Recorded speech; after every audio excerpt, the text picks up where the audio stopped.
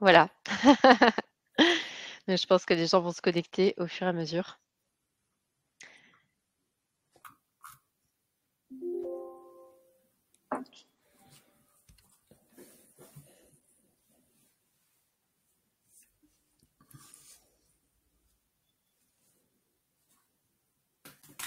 Ah, OK, je vois que nous avons déjà une dizaine de personnes qui sont connectées. En fait, c'est juste qu'elles n'apparaissent, contrairement à Zoom, effectivement, on les voit dans le chat. Donc, merci à tous du coup d'arriver. On se garde quelques minutes pour laisser les personnes entrer. C'est un voilà.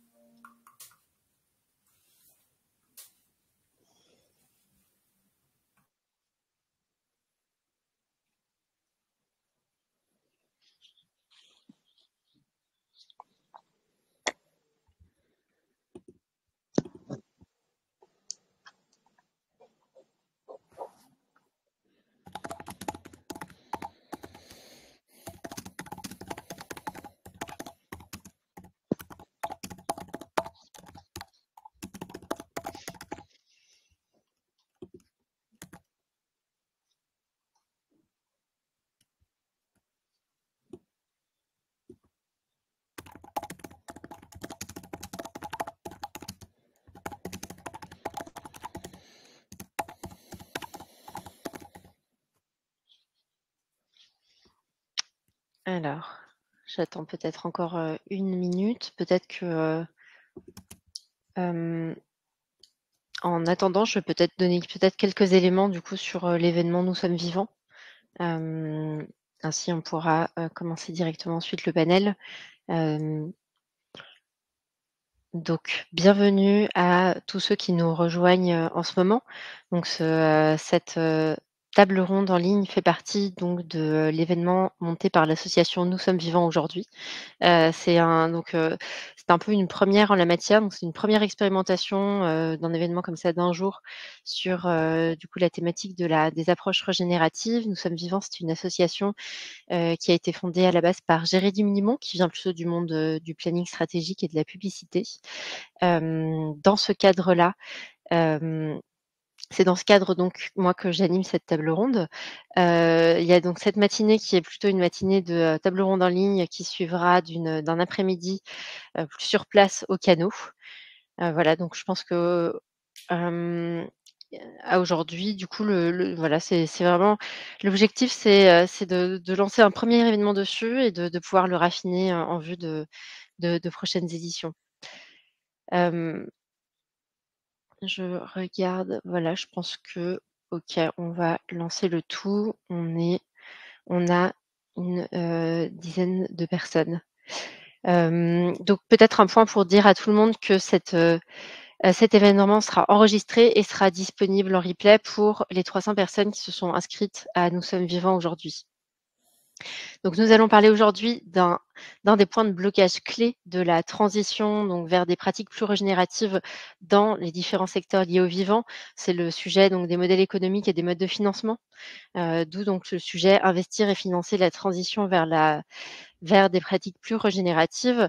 Donc c'est pour moi une, obsession depuis 3 ans. J'ai travaillé pendant 10 ans auparavant chez Suez, donc sur, les thématiques sous un angle plutôt capital risque et sous un angle, développement d'activités carbone. Et depuis 3 ans, je m'attache justement à ces approches systémiques et régénératives et comment elles viennent impacter le monde du VC et de l'entrepreneuriat. Ce qui a mené notamment à la publication d'un rapport, pour la BPI qui est disponible en open source et c'est donc dans ce cadre que j'ai le plaisir d'inviter aujourd'hui à cette table ronde, 4 des personnes qui sont, à mon sens, font partie d'organisations ou sont eux-mêmes fondateurs de ces organisations, pionnières en tout cas sur, ces thématiques des modèles économiques et du financement de la transition vers des pratiques plus régénératives. Hem l'objectif de ce panel, ça va être de présenter 4 approches différentes, 4 tentatives finalement de résoudre ces problématiques à travers plusieurs secteurs, que ce soit donc la biodiversité marine, l'agriculture, des secteurs plus larges avec un acteur donc du crowdfunding et à travers plusieurs instruments financiers. Ce que je vous propose, c'est qu'on ait 40 minutes de discussion avec donc les speakers à travers une présentation puis une question principale et ensuite d'ouvrir à des échanges avec l'ensemble de la salle afin de pouvoir creuser ensemble, disons, ces différents points de blocage. Comme je vous le disais à la base, c'est pour ma part la première utilisation de l'outil de Livestorm. Donc, je vous demanderai juste votre bienveillance si jamais on a des bugs en cours de route. Voilà, et votre soutien éventuel si vous en avez une bonne connaissance. Donc, Grégoire, Vincent, Thomas, Octavio, je suis ravie de vous avoir ici. Ce que je vais faire, c'est que je vais tout d'abord vous laisser vous présenter et présenter votre structure. Grégoire, toi qui es à ma droite, je te laisse prendre la parole pour débuter. Ok, merci Sarah. Grégoire Bonello, moi je travaille chez Danone Ecosystem. Danone Ecosystem, c'est un fonds de dotation qui a été créé il y a un peu plus de 14 ans, pendant la crise financière de 2009. Et en fait, l'idée à la base, c'était de se dire que Danone allait passer cette crise sans trop de problèmes. Par contre, l'écosystème de Danone allait être impacté. Et l'écosystème de Danone, en gros, à l'époque, c'était pour un employé Danone, il y avait 10 personnes qui travaillaient dans l'écosystème de Danone.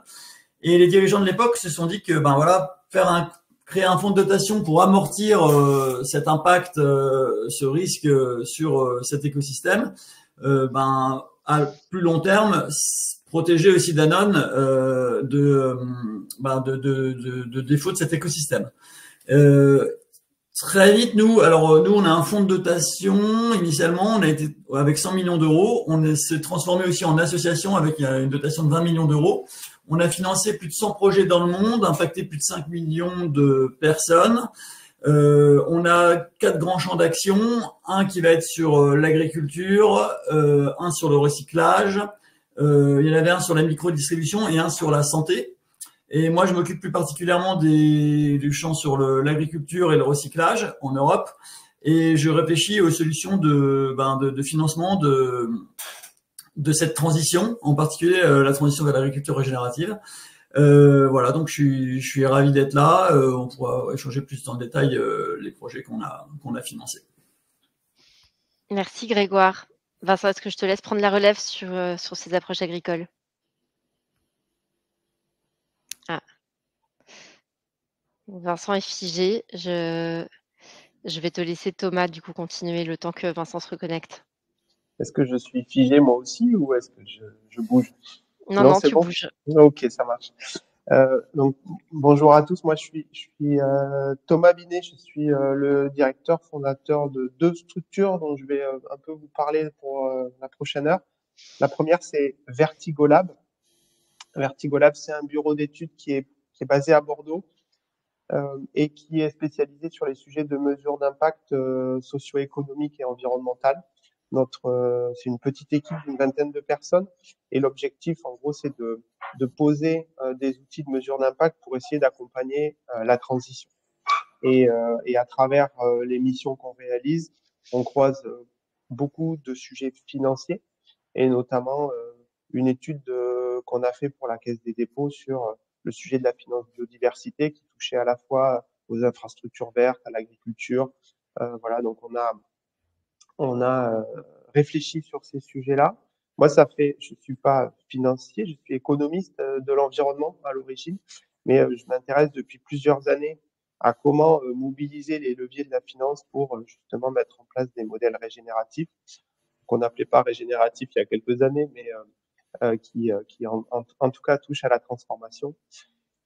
Ça, c'est pour Vertigolab, donc essentiellement sur des sujets agricoles et ressources naturelles. Et puis, j'ai une autre casquette, puisque je suis aussi le directeur de Blue Seeds, qui est une organisation qui est dédiée en gros à l'accompagnement des projets sur la biodiversité marine à l'international. On travaille assez peu en France finalement. Et l'idée, c'est de reconnecter financeurs, bailleurs, qui soient privés, philanthropiques, avec les porteurs de projets de la conservation marine sur le terrain. Et là aussi, je pense que les océans, c'est un autre sujet. Je pense qu'il y a encore quelques difficultés à lever, à activer en tout cas les leviers de la finance privée et autres sur ces sujets de biodiversité marine. Voilà, je pourrais en parler. Et ravi de faire partie de ce petit panel. Merci Thomas. Octavio, est-ce que je te laisse poursuivre avec l'ITA? Parfait, parfait. Bonjour à tous. Déjà, merci beaucoup Sarah de m'accueillir sur ce panel. C'est chouette aussi de pouvoir représenter la plus jeune génération au sein de ces acteurs engagés. Donc du coup, je travaille chez l'ITA en tant qu'analyste donc depuis bientôt 1 an. Et donc l'ITA, on est une plateforme de financement participatif qui soutient des projets assez variés, que ce soit impact environnemental et ou social. Et donc, on est un acteur historique. On a levé plus de 150 millions depuis 10 ans, dont 30 millions en 2022 et 40 millions en 2023, avec plus de 140 000 personnes inscrites sur notre plateforme, donc 40 000 investisseurs. Donc, historiquement, on a une grosse poche consommation responsable. Avec d'autres poches Tech for Good, dont économie circulaire, où on est très présent. Et on est également très très présent sur la partie agriculture et sociale, où on soutient à la fois l'amont de la chaîne agricole, mais également des structures type tiers-lieux et coopératives. Donc, je pourrais en dire beaucoup plus. Et peut-être un petit point sur pourquoi est-ce que, à titre personnellement, j'ai rejoint l'ITA. Je pense que c'est vraiment un acteur qui, au sein d'un écosystème assez codifié et difficile à faire bouger, on essaie de couper les intermédiaires bancaires et de faciliter du coup la désintermédiation du système financier. Et je pense que c'est quelque chose de très intéressant dans la vision régénérative qu'on essaie de pousser. De pouvoir aussi soutenir une variété de structures. On le sait tous, la solution elle n'est pas unique. Donc c'est vraiment quelque chose que j'ai beaucoup apprécié, ce côté où on peut vraiment soutenir une variété de structures assez grande. Et pour terminer, je pense que l'alignement et la culture de l'entreprise, c'est vraiment quelque chose qui sont un vrai atout chez l'ITA. On est passé à la semaine à 4 jours dernièrement, et je pense que les fondateurs qui portent un visage de la finance nouvelle avec des idées un peu pionnières, ont vraiment voulu réfléchir à comment augmenter le bien-être des salariés, aussi prendre soin de soi et de sa famille. Comment travailler moins mais mieux, pour laisser la place aussi à des activités non mercantiles. Et donc ça, à titre perso, c'est vrai que ça me permet aussi de pouvoir m'engager un peu plus dans la vie politique, de pouvoir peser un peu plus, parce que c'est pas quelque chose qu'on a toujours le temps de faire. Donc voilà, je peux m'engager dans la vie associative et donc ça, c'est vraiment un super avantage que je tenais à souligner. Donc je remercie aussi les cofondateurs de l'ITA qui ont beaucoup travaillé sur ces sujets-là. Merci Octavio et merci pour cet exemple de régénération humaine, parce qu'on prend parfois le sujet beaucoup plus effectivement en externe. Et donc je crois que Vincent, on t'a retrouvé, donc je te laisse. Ouais. Désolé, j'ai eu un petit problème de connexion. Merci déjà de l'invitation. Et donc moi, je suis Vincent Cros. J'ai cofondé Ferme Envie ou FEV il y a maintenant 3 ans avec un double objectif qui est d'essayer d'accélérer la transition agroécologique et de participer et d'aider au renouvellement des générations d'agriculteurs. Et on fait ça grâce à une foncière principalement qui lève de l'argent auprès de particuliers et d'investisseurs institutionnels pour ensuite permettre de financer du foncier agricole qui est mis à disposition de porteurs de projets qui s'engagent dans une démarche en agroécologie. Ça fait maintenant 3 ans. Aujourd'hui, on a financé une vingtaine de fermes. On a collecté depuis 3 ans un peu plus de 15 millions d'euros, donc avec une belle accélération parce qu'on a collecté 7 millions l'an dernier, et puis cette année, on vise quelque chose entre 15 et 20. avec une accélération de projet aussi, parce que on en a financé 5 sur les 18 premiers mois, 11 l'année dernière, et puis on vise quelque chose entre 20 et 25 cette année. Euh, et, euh, et voilà, c'est des projets qui sont très différents les uns des autres, mais qui ont une grosse dimension agroécologique, parce que c'est pour cette raison qu'on s'est lancé dans ce projet. Euh, voilà, je pourrais en parler un peu plus largement si besoin est, mais voilà ce qu'on fait chez Fed. Merci beaucoup. Merci donc pour ce premier tour de table de tous les 4. La question que je voudrais vous poser à tous, c'est, aujourd'hui, on sait que cette transition justement dans les différents secteurs que vous citiez vers des modèles plus régénératifs des écosystèmes pose la question justement du modèle économique et du modèle de financement.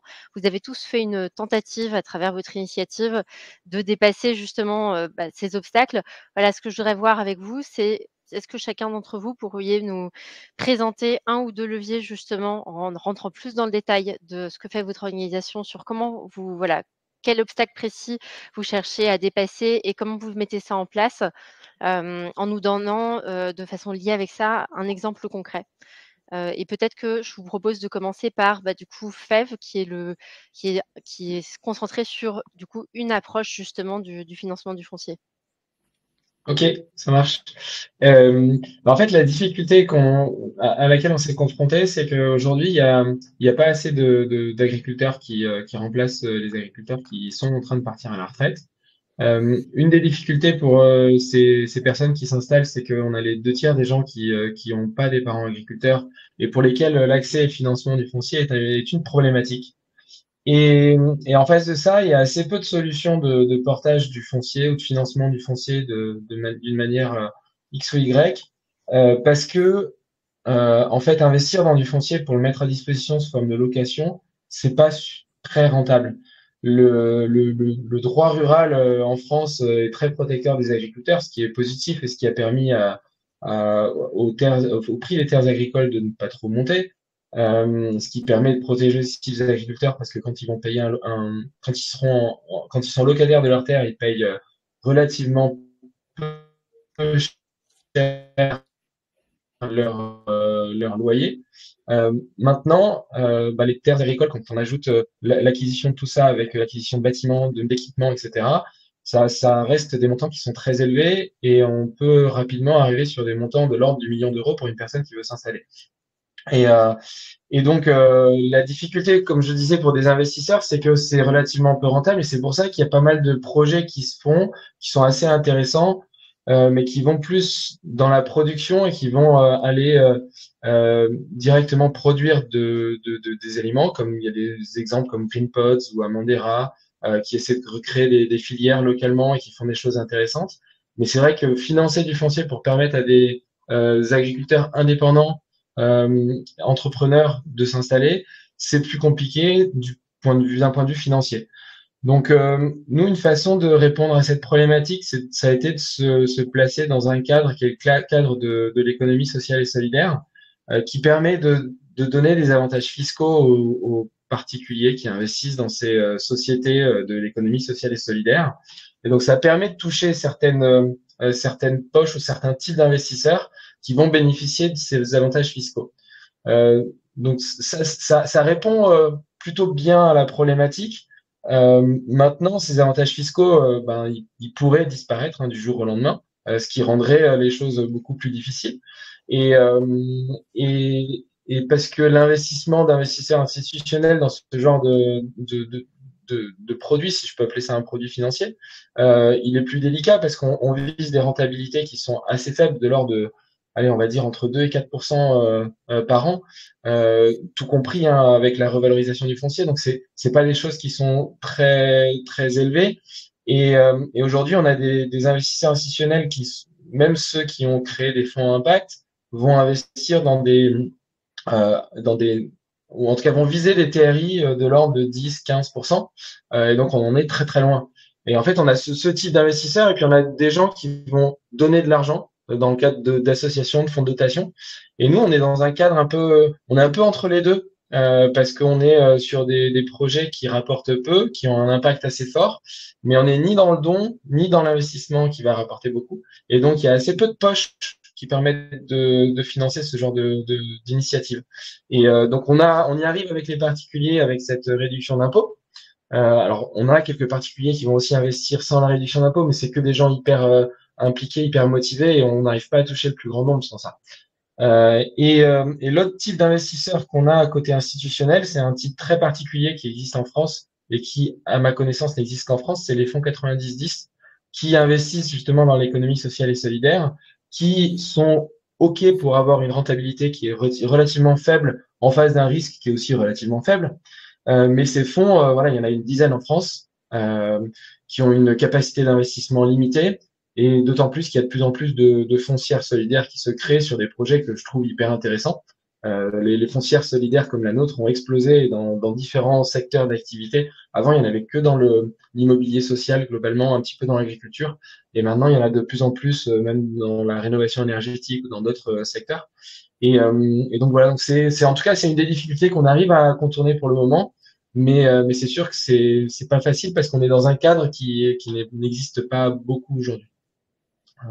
Voilà un petit peu ce que je peux dire sur notre cas. Merci beaucoup pour en tout cas ce premier focus effectivement sur ce dispositif qui profite finalement de cet avantage fiscal en France. Peut-être que je laisse Grégoire rebondir dessus avec l'approche que peut avoir un grand groupe justement sur ces approches de financement et avec le dispositif de Danone Écosystème notamment qui fonctionne, pardon.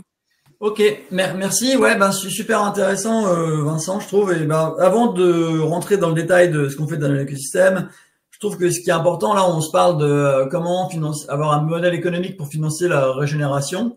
Le problème, en fait, c'est que la dégénération, la dégradation et la destruction actuellement, elle est plutôt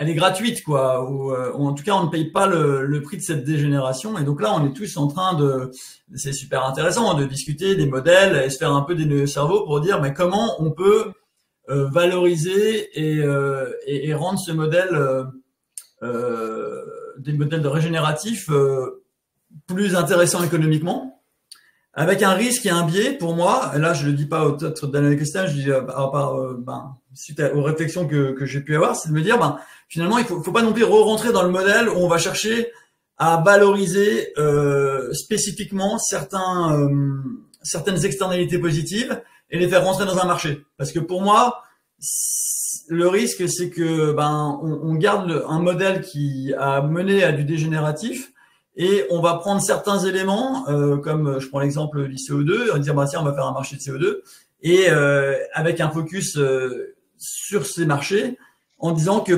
finalement la régulation du marché va permettre à arriver à un équilibre qui va revenir du régénératif. Je pense que là, il faut quand même sortir de cette dynamique-là et se dire la logique, ça va plutôt être dans le régénératif, ça va être recréer du lien au niveau du territoire, du lien au niveau des gens et du lien au niveau et du bon sens. Et donc et c'est dans ce sens-là que nous, Danone Écosystème, en fait, on finance des projets dans la chaîne de valeur de Danone, dans le but de faire émerger de nouveaux modèles, des modèles plus résilients face au changement climatique et aussi plus justes pour notre chaîne de valeur. Donc je peux prendre un exemple. On finance beaucoup de projets en agriculture. Je vais prendre un exemple en France de projets qu'on a pu financer sur la betterave sucrière dans le nord de France. Nous, en fait, dans notre écosystème, comment on fait? En fait, pour tester ces nouveaux modèles, on va devoir prendre un risque que le marché n'est pas forcément prêt à prendre. Et comme tu le disais, Vincent, c'est aussi, il va falloir montrer un nouveau modèle. Pour l'instant, les attentes du marché, elles vont plutôt être sur des rendements de 10 à 15%. Donc, ces investisseurs qui vont investir dans l'agriculture régénérative vont plutôt arriver sur les niveaux de la tech. Mais quand tu parles vraiment sur le cœur de l'agriculture, les rendements vont être moindres avec au début des externalités négatives qui vont être réduites, mais pas forcément bien valorisées. Donc là, je vais vous prendre l'exemple d'un projet qu'on a eu dans les Hauts-de-France où on a eu une approche territoriale.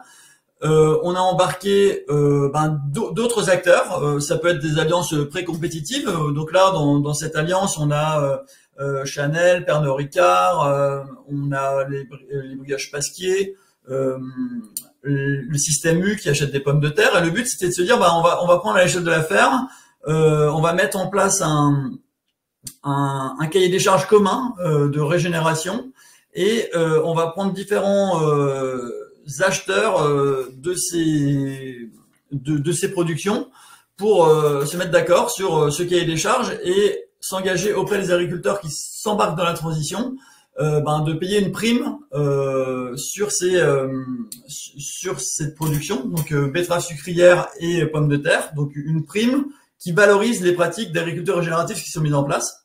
Mais ça, c'est, on va dire, on est déjà à la moitié du chemin. En amont, il faut financer cette transition. Donc, c'est de l'accompagnement technique, faire un accompagnement individuel, créer une dynamique collective, aussi bien au niveau des agriculteurs qu'au niveau des acheteurs, en fait. Réussir à le valoriser aussi, à bien faire le lien avec l'aval et comment on le valorisera auprès des consommateurs.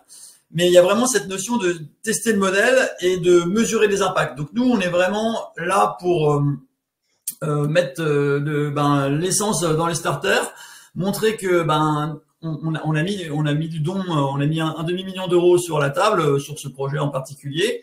On s'est associé avec une association, une ONG qui pilotait le programme pour une agriculture du vivant. C'est le nom de l'association, et on a mis en place des indicateurs extra-financiers qu'on a mesurés au fil du temps, et là, au bout de 5 ans, on est arrivé vraiment, donc les principaux objectifs, c'était le non-labour, non-travail du sol, réduire les phytosanitaires et les produits phytosanitaires, et avoir une meilleure utilisation de l'eau. Donc ça, c'est les grandes lignes. Après, ça pourrait aussi aller vers un peu plus d'agroforesterie, voilà, en fonction de ce que voulait développer l'agriculteur sur son territoire. Donc on a réussi à embarquer plus de 75 agriculteurs sur près de, maintenant la cible, ça va être sur 20 000 hectares. Et une fois qu'on a démontré ça, on a pu aller voir l'agence de l'eau Artois Picardie pour leur dire, regardez l'impact que ça a sur l'environnement. Les pratiques de ces agriculteurs, finalement, elles sont vertueuses et elles vont permettre de moins polluer l'eau que vous dépolluez par ailleurs. Et donc, on a mis en place, on a réussi avec le soutien de l'agence de l'eau et puis en coordination pour l'agriculture du vivant, à mettre en place un paiement pour service écosystémique rendu, où là, finalement, on rajoute une brique au modèle économique. On va se dire, voilà, plutôt que de on va dire que les acheteurs ne pourront pas prendre la prime, l'essentiel du coût de la transition de l'agriculteur. Il va falloir se partager ce coût et faire reconnaître les bénéfices de ce type d'agriculture auprès d'autres acteurs du territoire, dont des acteurs publics. Pour moi, c'est une forme de réponse à cette problématique de comment rendre économiquement viable ces modèles régénératifs. C'est-à-dire que ces modèles régénératifs vont avoir une multitude d'impacts positifs. Il va falloir réussir à embarquer sur un territoire, il va falloir réussir à remettre une cohérence et remettre tous ces acteurs autour de la table et à se mettre d'accord pour partager et récompenser les agriculteurs qui mettent en place ces pratiques.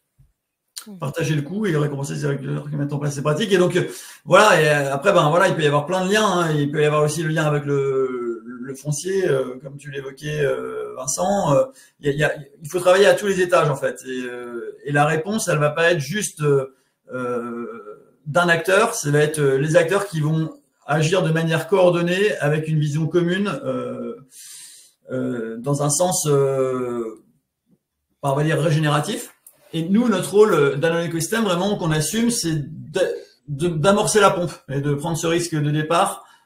Parfois, on réussit pas à chaque fois, mais en tout cas, utiliser nos succès pour construire dessus. Et même si à terme, nous, on n'a pas vocation à donner du don éternellement, à montrer un nouveau modèle est possible et qu'il est plus résilient pour un territoire et le faire valoir auprès d'autres acteurs qui sont prêts à prendre le relais, c'est une forme de succès pour nous. Merci, Grégoire, et je pense que d'ailleurs le point que tu pointais sur, qui doit payer finalement la transition, cette capacité à embarquer l'Agence de l'eau, je remarquais que c'était, l'économiste qui a eu le prix, cette année du jeune économiste de l'année, exactement sur ces thématiques, et du coup, je pense qu'effectivement ce point modèle économique et sujet financier, enfin ne jamais oublier ce sujet justement modèle économique de base, et ça sur ce point, je laisserai peut-être Thomas, continuer. En tout cas, pour moi, ce que fait Vertigo Lab et Blue Seeds, justement au niveau des modèles économiques, est assez intéressant en termes d'innovation locale systémique. Merci Sarah. Et ouais, mais c'est super de vous entendre parce que je pense qu'on rentre vraiment dans le cœur du sujet avec des personnes qui cherchent des solutions. Donc moi, c'est ça qui m'intéresse. Et notamment parce qu'on parle de modèle économique plutôt que de dire ah ben il y a de l'argent, il y a de la finance, il y a plus qu'à en fait, parce que c'est pas vrai. Quand on parle de transition, de transformation, en fait, quand j'ai commencé à explorer les sujets marins avec, il y avait des fonds d'impact investing à l'international, je me retrouvais dans des réunions du Crédit Suisse et d'autres impact investors qui me disaient, bah là, nous, il y a de la finance, il y a plus qu'à brancher les modèles. Or, quand il s'agit de transformation ou de transition, bah, c'est pas évident d'aller chercher 12% ou 15% sur une aire marine protégée, en fait. Et je pense que c'est un des points majeurs ici, c'est quand on parle de biodiversité, quand on parle de régénération, de transformation, c'est pas un panneau solaire qu'on va brancher. Je dis pas que c'est facile de monter des projets PV, mais en tout cas, c'est pas simplement dans un BP quelque chose qu'on vient brancher. Donc, nous, chez Vertigo, en tout cas, on travaille sur les modèles de la transition et les modèles économiques. Donc, Grégoire, c'est top sur le sujet des paiements pour services environnementaux. En fait, comment est-ce qu'on vient chercher des externalités, monter en fait, s'intéresser au marché. Et je pense que dans l'agriculture, avant l'accès à l'investissement, au financement, le gros sujet, c'est le marché. C'est-à-dire comment est-ce qu'on sécurise un marché, comment est-ce qu'on dérisque, comment est-ce qu'on va aller poser un modèle pour aller ensuite passer à l'échelle. Et notamment, c'est ça qui nous importe aujourd'hui. Et c'est pour ça que j'ai pas le modèle de financement clé en main, parce qu'aujourd'hui, on est plutôt, nous, en train d'explorer ces modèles de transformation pour des coopératives agricoles, par exemple. En gros, via les coopératives, on essaie de transformer les agriculteurs et on se heurte à la dynamique actuelle de qui veut de la transformation, qui veut de la transition, en fait, quoi. Et quel est le marché derrière. Donc, aujourd'hui, c'est plutôt ça la situation. Et mais je pense que la solution, elle réside dans l'amorce philanthropique ou l'amorce, en tout cas un peu not for profit dont tu parles, Grégoire. C'est top de poser en gros des démonstrateurs, d'aller remonter des retours d'expérience et de poser les chiffres des modèles économiques. Vincent, aller chercher ses poches d'investissement. Enfin, moi, je trouve que vous êtes complètement dans le juste. Et il y a peut-être une dissonance que je trouve et qui est encore pas claire pour tout le monde, c'est la différence entre solution et transition.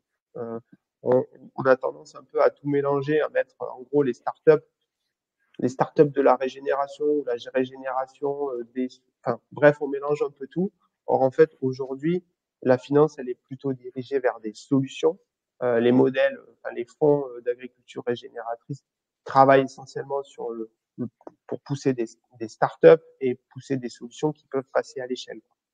Or en fait, moi ma conviction, elle est que c'est pas juste dans un portefeuille de solutions qu'on va arriver à pousser cette régénération ou cette transformation. En fait, ce qu'on est en train de discuter là, c'est comment est-ce qu'on met en place de la transformation, de la transition, en s'intéressant à ceux qui s'y collent en fait. Parce que le problème, et je casse pas du sucre sur le dos des startups, mais je pense que on s'intéresse pas assez à l'usager en fait. Et l'agriculteur, bah, c'est in fine celui qui bosse. Voilà. Donc moi j'ai aussi une exploitation agricole et je vois combien c'est difficile de gérer et de bosser et de s'y coller en fait. Et donc j'ai plein de solutions, des pluviomètres connectés, des ruches, enfin, j'ai tout. Après, est-ce que ça aide à la régénération? Oui, certainement, parce que ça vient faciliter beaucoup de choses, mais c'est pas ça qui met en place le modèle. Donc ça, je pense que c'est bien important de l'avoir en tête pour ceux qui sont pas forcément familiers de la finance, en mélangeant un peu tout. Et ça, je trouve que ça, c'est un élément intéressant. Juste un petit focus sur Blue Seeds, parce que du coup, dans ce mix un peu solution transition, nous, Blue Seeds, on a développé une appli qui est dédiée en fait à la réserve. C'est un peu le Airbnb pour les mouillages de bateaux. Vous savez, si vous faites du bateau, en fait, vous pouvez réserver. Enfin, en gros, c'est l'idée de réserver sa bouée à Porquerolles. Enfin, là, en l'occurrence, c'est en Sardaigne, en Italie. On a plein de sites comme ça. On réserve sa bouée. C'est galère en fait d'arriver en bateau et d'avoir toutes les bouées occupées au mois d'août. Bref, nous on a fait ça pas pour développer une appli, mais plutôt pour offrir une solution de financement à des aires marines protégées. En gros, c'est l'idée de leur donner un outil. Ce qu'on voudrait faire maintenant, c'est aller un peu plus loin sur le sujet régénération, parce qu'il y a un gros sujet sur ces zones où on installe des bouées, c'est les petits fonds marins, notamment en Méditerranée, où il y a de la posidonie, où il y a tous ces écosystèmes ultra riches qui sont ultra sous pression. Et en fait, là, l'idée, c'est qu'on essaye de poser un modèle de mouillage régénératif, c'est-à-dire en même temps que de proposer un modèle économique de location de bouées pour la nuit, ben, en fait, on vient brancher des solutions de suivi de la qualité de l'eau, de restauration des herbiers, de sentiers sous-marins.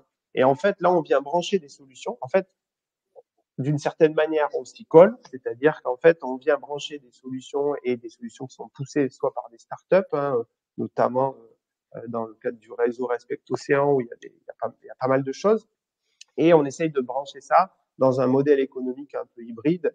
Voilà, donc l'approche, c'est l'hybridation de toute façon, et c'est pas un truc ultra rentable, etc. Mais en fait, on cherche aujourd'hui à poser un pilote, quoi, à poser ces différentes options, montrer que ça marche, c'est-à-dire qu'effectivement, ça permet de préserver la posidonie, de restaurer ou de régénérer ces fonds marins et de promouvoir l'éducation à la diversité marine, etc.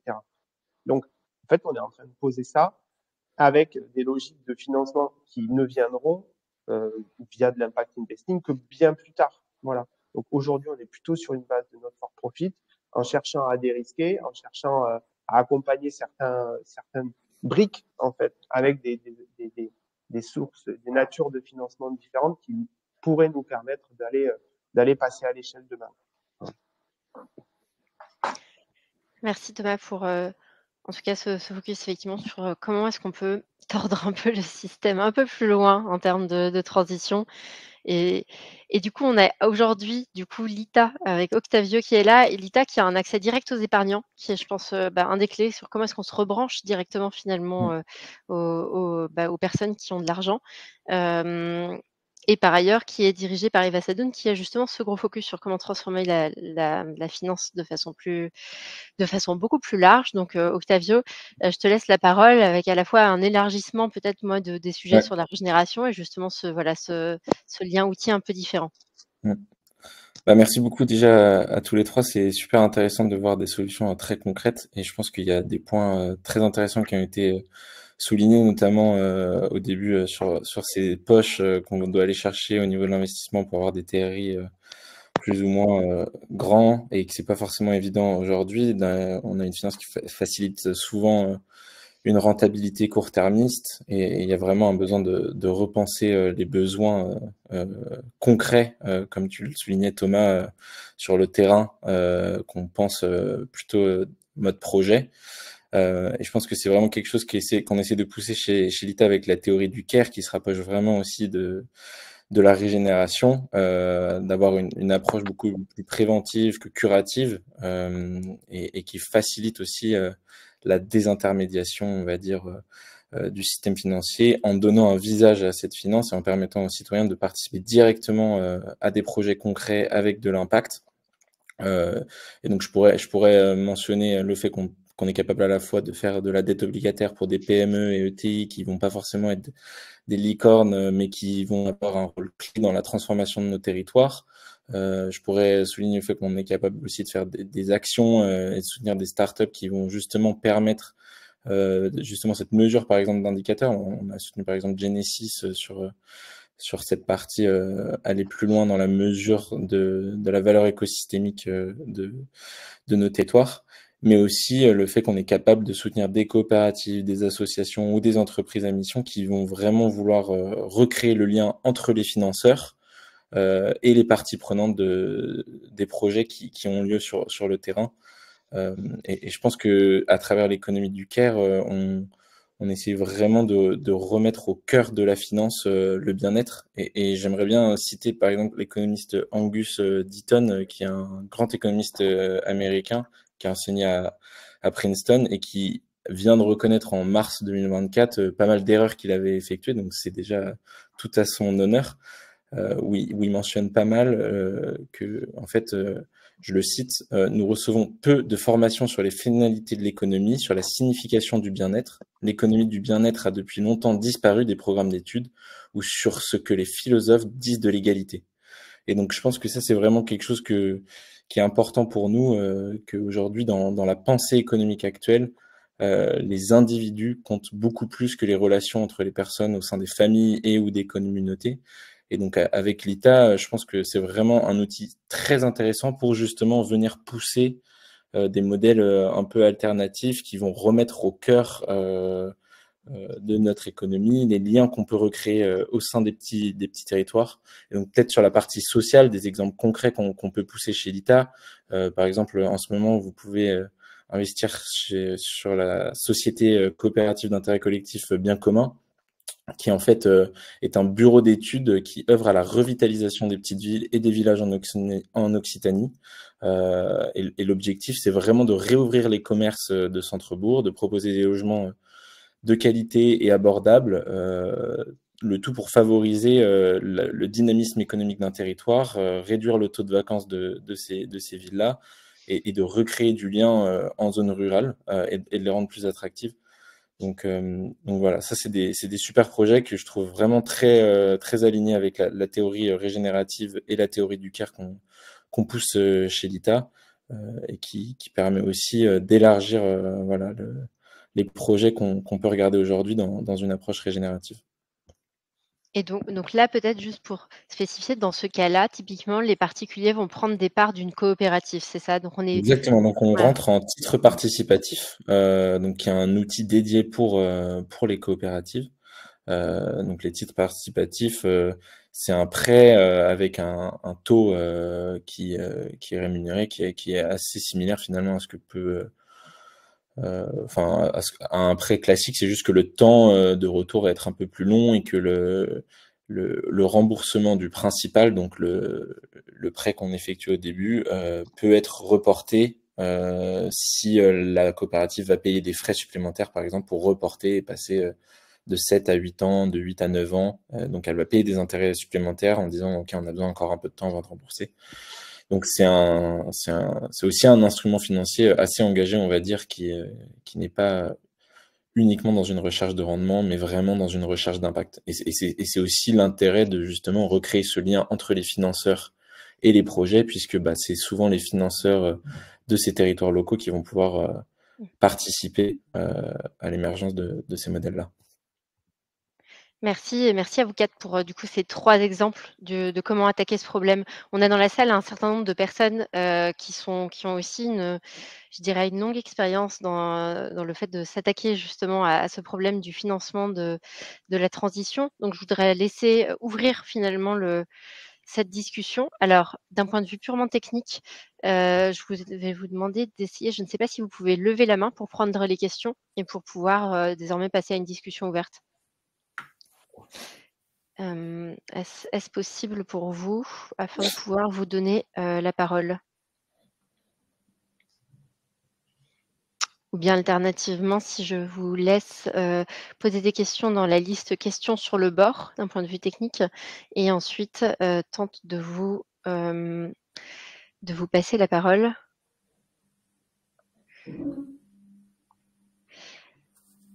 Alors.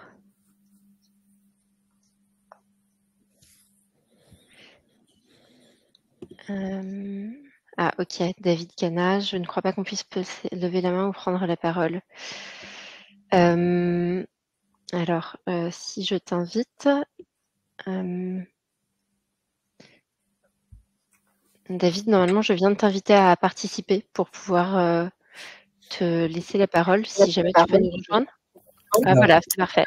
C'est juste du coup un test technique parce que j'avais pas de questions particulières. C'était juste pour te donner un feedback sur le fait qu'on pouvait pas le faire comme ça. Mais donc ça marche comme ça.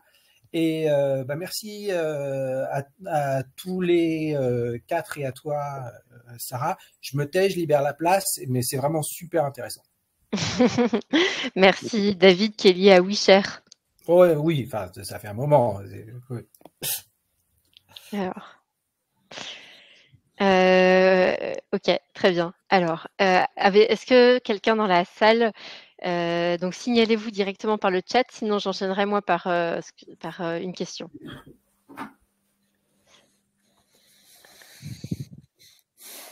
Moi aussi j'ai un point, sinon en attendant une question, c'est que là on dit investir et financer dans la transition vers la régénération. On se rend compte que de plus en plus d'investisseurs conventionnels et même le monde de la finance se rend compte que le risque qu'ils veulent pas prendre à court terme, ils vont le prendre à long terme et ça va coûter beaucoup plus cher. Il y a pas mal d'études qui sortent, même au niveau des banques centrales, sur, ils appellent ça le printemps silencieux de l'économie et de la finance, pour reprendre Rachel Carlson. C'est vraiment les sujets à plus long terme, les impacts du réchauffement climatique et de toute du système dégénératif qu'on a actuellement, ça va coûter très très cher, quoi. Donc nous on parle de voilà quels sont les modèles qu'on explore, mais en fait à plus long terme il va y avoir une réorientation massive, un besoin de réorientation massive d'argent vers ces nouveaux modèles. Pour l'instant, nous on explore dans un bac à sable qui n'est pas forcément favorable à la régénération, mais voilà, je pense qu'il va y avoir, si on prend un peu de hauteur, toutes ces questions qui vont arriver, et la question ça va être comment orienter au mieux, fort de nos expériences, des lois et les taxes dans ce sens, quoi. Moi, j'ai une question pour Grégoire. Est-ce que je peux la poser aussi? Bien sûr. Ouais. En fait, c'est intéressant. On a toujours tendance à penser que dans le développement d'un projet, on a un pilote qu'on cherche à faire financer avec de l'argent de la philanthropie, par exemple. Donc, on cherche, on se débrouille, etc. Et ensuite, on a le pilote sur l'étagère et puis on vise la réplication. Bref, après, on arrive à mobiliser des financements plus importants. Moi, je m'interroge beaucoup. J'ai vu peu d'exemples du passage du pilote à sa réplication. Or, je pense qu'en fait, ce que vous faites, ce que tu expliques en tout cas, c'est que vous faites des gros pilotes avec cet outil un peu fonds de dotation. Est-ce que tu aurais les clés, toi, de ce passage-là? Parce que je le vois sur le récif corallien, par exemple, il y a un truc qui s'appelle le Global Fund for Coral Reef, avec beaucoup d'argent de la finance privée, et puis une poche importante philanthropique. Et en fait, la porosité, elle est faible. C'est-à-dire que souvent, on va financer des projets philanthropiques qui n'arrivent pas à passer la barre. Non, ta question, elle est essentielle, et je pense qu'elle est au cœur de la durabilité du changement, en fait. Et c'est ça, pour ça que nous, je sans faire de promotion pour Danone, mais l'idée d'avoir ce fonds qui amorce, c'est un fonds d'amorce, mais nous, finalement, on se repose sur la puissance du groupe de Danone et de sa pérennité sur le long terme. Donc, en fait, derrière nous, quand si je reprends l'exemple sur l'agriculture, on va montrer un nouveau modèle, on va tester des nouvelles pratiques, mais derrière, si les achats ne sont pas engagés sur le long terme à valoriser ces nouvelles pratiques, voilà, c'est deux mondes qui se parlent pas. Et je pense que la vraie question, c'est comment garder ce continuum. Parfois, la fracture, elle est super, où la marche est haute, quoi. Tu vas passer d'un modèle purement philanthropique à un modèle, on va dire, de finance conventionnelle. Non, la marche est trop haute. Donc, de plus en plus d'organisations se structurent, même des ONG, ils vont financer, on va dire, avoir une poche philanthropie, et après du capital risque orienté vraiment sur l'impact, qui fait une marche pour vers du capital risque plus traditionnel. Et donc pour répondre à ta question, nous c'est toute la difficulté. Là, on a plus de 100 projets, on a des projets où on est passé à l'échelle, hein, où au début on a fait des pilotes avec quelques centaines d'agriculteurs. En Afrique du Nord, on est passé à plus de 10 000. La volonté, c'est de passer à plus de 40 000. Il faut, ça ne peut marcher que si tu as un engagement du business sur le long terme et que tu rajoutes une brique de finance, d'accès à la finance pour les bénéficiaires sur le plus long terme. Donc là, nous, c'est ce qu'on essaie de construire, mais tu as raison, c'est ce scale-up, cette durabilité, elle est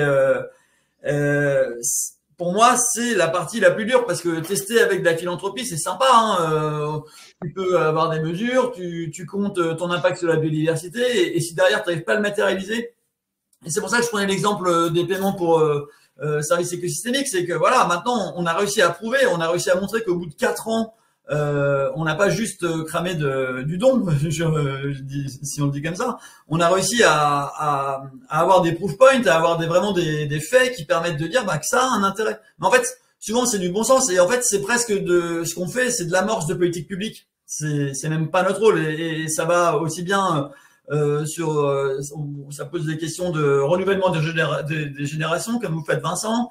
Avec la préservation de la biodiversité et des écosystèmes. Est-ce que c'est à un groupe comme le nôtre de le porter sur le long terme? Non, je pense pas. Je pense que nous, c'est de prouver, de montrer, et d'après d'avoir cette bonne coordination avec les différents acteurs du territoire, quoi. Je vais inviter Emmanuel à poser sa question et au passage, peut-être juste un point que tu évoquais sur le fait que je trouve intéressant en tout cas les travaux sur l'alignement des gouvernances des grosses boîtes pour essayer de trouver des milieux entre for profit et not for profit pour que notamment avec tous les systèmes de fondation actionnaire qu'on voit de plus en plus arriver sur des grosses boîtes, alors uniquement des PME volontaires à ce stade. Emmanuel, je t'invite à l'instant. Poser une question assez claire, je pense. Ouais, qui posait la question donc des pouvoirs publics. Donc, les pouvoirs publics se sont-ils saisis de cet enjeu? Ah, ok, d'accord, ok.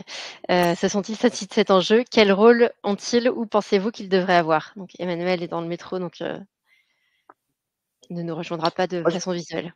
Si je peux juste dire un petit mot là-dessus, sur parce qu'on a fait pendant plus d'1 an une mission pour la Caisse des dépôts, Banque des territoires sur la branche côté investissement, sur le sujet de la finance de la biodiversité, où l'objectif en gros c'était une demande du gouvernement, c'était l'idée en fait de pousser en fait des méthodes pour combler un vide entre la finance privée qui s'intéressait à la biodiversité et puis le monde de la philanthropie.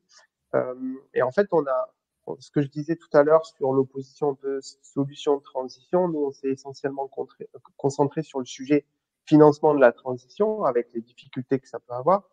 Et en fait, clairement, il y a un rôle important à jouer pour des organisations comme la Caisse des dépôts, la Banque des territoires, à porter ce qui est aujourd'hui peu digeste pour la finance privée et pour les fonds d'impact investing. C'est-à-dire des taux peut-être réduits, un peu plus de risques, plus de patience, voilà, tout ce qu'on a dit depuis le début qui sont pas des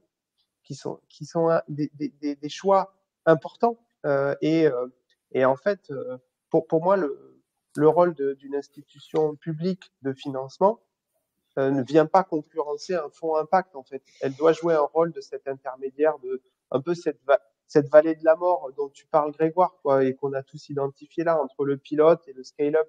C'est une complémentarité, ouais.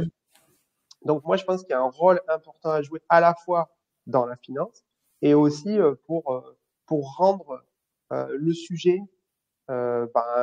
crédible et notamment via les marchés. C'est-à-dire en fait sur la biodiversité. Après, est-ce que la question c'est de faire un marché pour tout?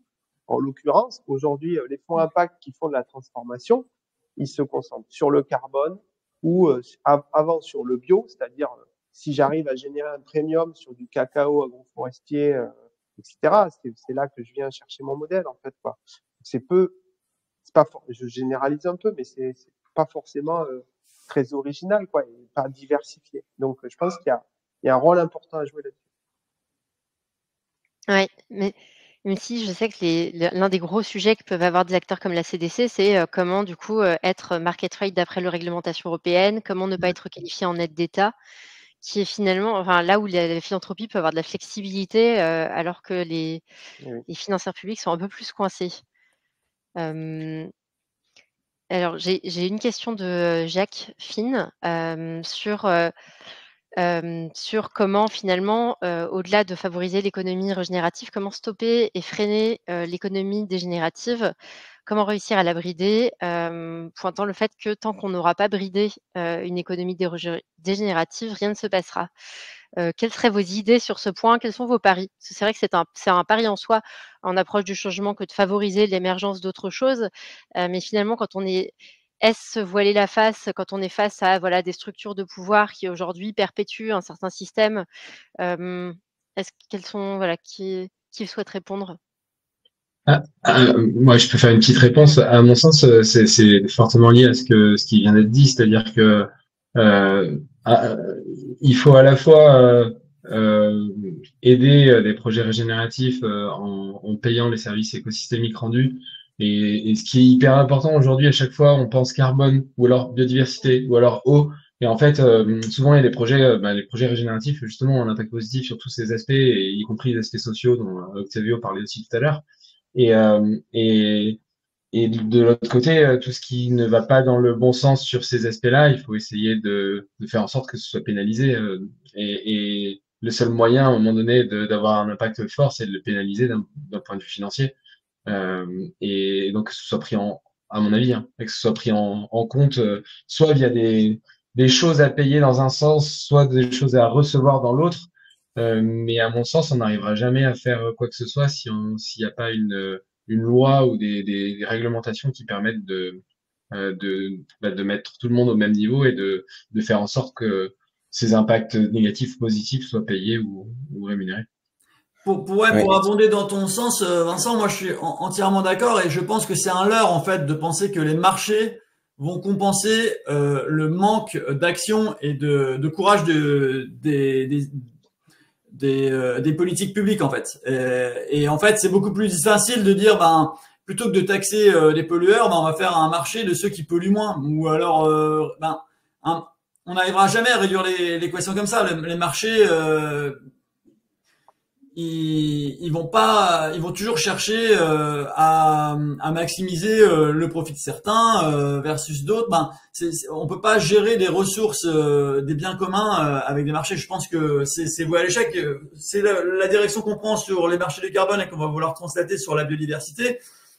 On parle d'approche systémique, y avoir une approche systémique en segmentant par marché, sachant que si le marché du carbone fonctionnait bien à l'échelle du monde, on serait peut-être, vu les défis qu'on a devant nous et vu les problématiques liées au réchauffement climatique, le cours du marché carbone serait peut-être supérieur à $1 la tonne. Donc ça montre bien, je pense que c'est un échec. C'est pas un marché, c'est des marchés, une multiplicité de marchés, presque un marché par projet. Et donc la vraie réponse, elle est plutôt dans la taxation et la redistribution. Et comme ça, on évite tout marché, tout frottement, tout intermédiaire, que dans la création de marchés pour répondre à plein de petits éléments mis bout à bout. Alors moi, je partage votre avis, mais je poserais la question du comment. Parce que de façon très concrète, moi, je remarque que, voilà, quand j'ai travaillé par exemple sur du lobbying sur le recyclage plastique, en face de moi, à l'Union européenne, il y avait 50 lobbyistes de boîtes issues de la chimie. Et du coup, d'une certaine façon, il me semble que c'est parfois plus facile de retrouver de l'argent pour faire émerger des projets comme ça qui ne remettent finalement pas forcément en cause le gros du business, que de s'attaquer justement à des politiques publiques peut-être un peu plus restrictives pour certaines activités existantes. Donc, quels seraient pour vous vos meilleurs paris justement sur ça? Est-ce que c'est quoi? Avoir des think tanks adossés à aujourd'hui des financeurs? Ouais, par quel bout vous le prendriez? Parce que je pense qu'on est tous convaincus ici du fait qu'il faut, mais on n'est pas seul malheureusement. Moi, si je peux juste ajouter à à ça, je suis assez aligné avec toi, Grégoire, sur la partie des marchés, mais je pense que les marchés peuvent aussi être précurseurs d'une réglementation plus stricte et en montrant que ça peut fonctionner à travers des initiatives, avoir des réglementations plus ambitieuses qui pourront justement avoir plus cette approche, comme tu l'as mentionné, où on taxe les mauvaises pratiques et qui vont dans le sens de la question de... Moi, j'en ai pas l'exemple, hein. Quand tu vois tous les marchés qui ont été créés pour réguler les biens communs ou alors la pollution, au final, ça n'aboutit pas vraiment à des taxes. Enfin, après, dans l'idéal, j'aimerais bien, et je suis d'accord avec toi, Octavio, ce serait l'idéal, mais je pense que malheureusement, c'est très difficile de marquer l'essai après, quoi. Mais en tout cas, pour l'instant, les taxes ne vont pas assez ne sont pas assez rapides et on le voit avec la loi d'orientation agricole en ce moment où on subventionne encore des modèles qui sont assez désastreux. Et je pense que c'est important d'influencer le débat public et que certains marchés, certaines entreprises comme Danone peuvent avoir aussi porté sur le débat public. Donc, enfin, j'entends, mais j'ose espérer qu'un jour, on se rendra bien compte qu'on est en train de perdre de la valeur en détruisant nos écosystèmes et que le pouvoir public agira en fonction. Ça prend du temps, mais j'essaie d'être optimiste de ce point de vue-là, parce que si on n'y arrive pas au niveau des gouvernements, on va pas aller très loin. Je ne sais pas si vous avez encore une ou deux réactions. Sinon, comme on arrive à... Ouais, pour aller dans ce sens-là, je pense qu'on partage le point de vue. Nous, ce qu'on essaye de faire aujourd'hui chez Vertigo, c'est avoir une approche territoire, c'est-à-dire essayer de brancher les acteurs par proximité, en fait, parce que le carbone, c'est peut-être le plus facile, parce qu'en gros, on a la même unité et puis il va dans la même boîte, quoi. Quand on parle de biodiversité, en fait, il y a il y a un sujet autour de l'eau, notamment, qui peut être intéressant à activer. Et je pense que là, il y a des choses intéressantes. Donc nous, on essaye de pousser en fait des mécanismes. Notamment, on travaille beaucoup sur les PSE, hein, Grégoire, sur les paiements pour services environnementaux, ces sujets de contrat impact environnemental, par exemple. Voilà, on essaye de monter des mécanismes sans essayer d'en faire des usines à gaz, parce que ça sert à rien. Mais en gros, c'est logique territoriale, savoir qui bénéficie, qui est prêt à payer. Voilà. Après, comment on passe à l'échelle, c'est la grosse question. Mais en tout cas, c'est ce qu'on essaie de pousser. Je vous remercie. Je mentionnerai juste pour terminer le commentaire de Christophe Hernandez qui pointait le rôle des députés européens, notamment sur la CSRD, justement dans ce changement à une échelle plus globale, punitif. Il est vrai, je pense, la réglementation qu'on va tous arriver à un niveau plus macro. Merci à tous les quatre pour cette table ronde qui a permis, je pense, peut-être de recentrer le débat justement sur ces sujets du financement qui sont très souvent abordés plutôt sous un angle Impact Investing VC.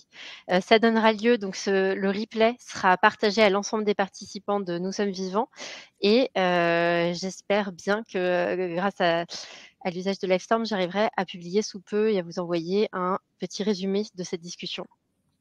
Je vous dis encore un grand merci et peut-être à tout à l'heure à certains d'entre vous au canot.